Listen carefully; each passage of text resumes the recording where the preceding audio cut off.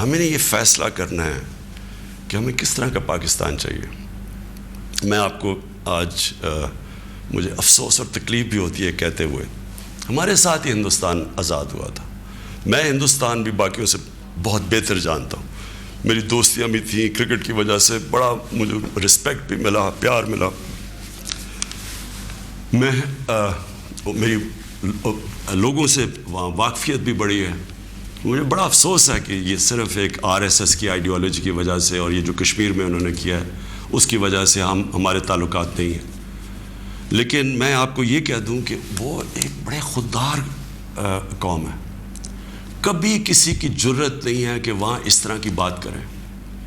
کسی super power کی جرت نہیں ہے کہ وہاں یہ بھی تصور کر دیں کہ جناب وہ یہی کہہ دیں کہ جناب اپنے فورن ریلیشن میں وہ کہیں جو ہم کہہ رہے ہیں۔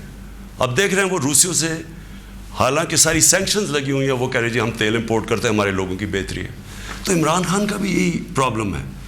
میں یہ کہتا ہوں کہ کسی سے ہماری لڑائی نہیں ہے، نہ میں کسی کا اینٹی ہوں نہ کسی ملک کا اینٹی ہوں۔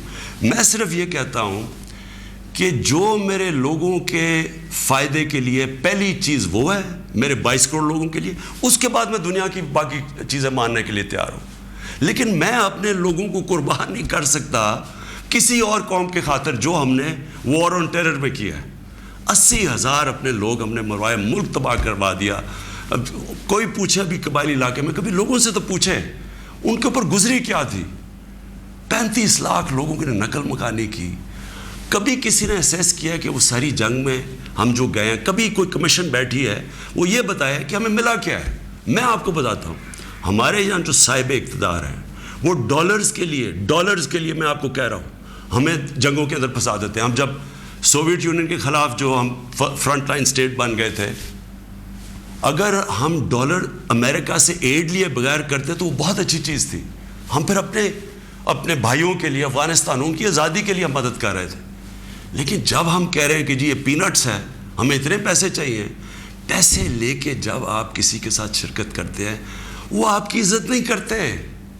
جیسی وہ ہم افغانستان کا وہ روسی جب وہاں سے گئے، 2 سال کے بعد پاکستان کے اوپر سینکشنز لگ گئی۔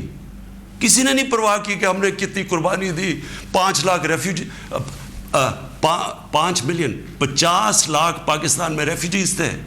کلیشنکوف، سیکٹیرین ٹیررزم، وہ سارا اس کے کسی نے نہیں اپریشیٹ کیا کہ جی پاکستان، بلکہ انہوں نے سینکشن لگا دی کیونکہ وہ ہم تو پیسے دے رہے ہیں، اس لیے کوئی پرواہ نہیں۔ وہ پھر 9/11 آیا، پھر ہم ان کے ساتھ چلے گئے اور پھر ہم نے کہا جی ہاں ہم بڑی کوئی جنگ لڑ رہے ہیں۔ پہلے ہم فورن آکوپیشن کے خلاف جنگ لڑ رہے تھے، اب ہم کہہ رہے ہیں کہ جو فورن آکوپیشن ہے اس کے خلاف جو لڑتا ہے وہ دہشت گرد ہے اپنے ملک کو۔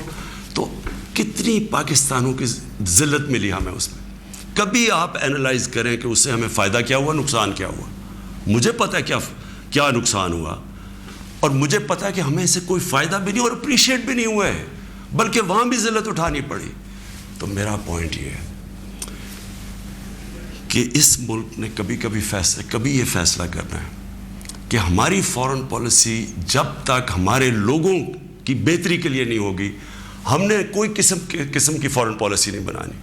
کیونکہ اب ہماری 22 کروڑ لوگ ہیں، ہمیں سب سے زیادہ کوشش کرنی ہے کہ کیسے ہم نے اپنے لوگوں کو غربت سے نکالنا ہے۔ وہ غربت سے ہم تب نکالیں گے جب ہم کسی کانفلکٹ کا حصہ نہ بنیں، جب ہم امن میں شرکت کریں لیکن جنگ میں کسی کے ساتھ شرکت نہ کریں۔ اگر کوئی کہے بیسس چاہیے تو نہیں ہم بیسس دے سکتے، کیونکہ ہم پہلے مار کھا چکے ہیں اس میں۔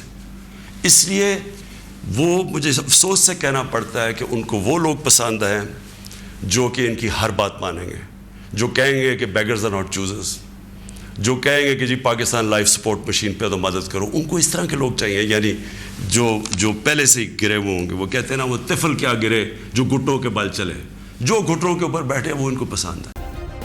سبسکرائب کریں اور بیل دبائیں تاکہ کوئی خبر رہ نہ جائے۔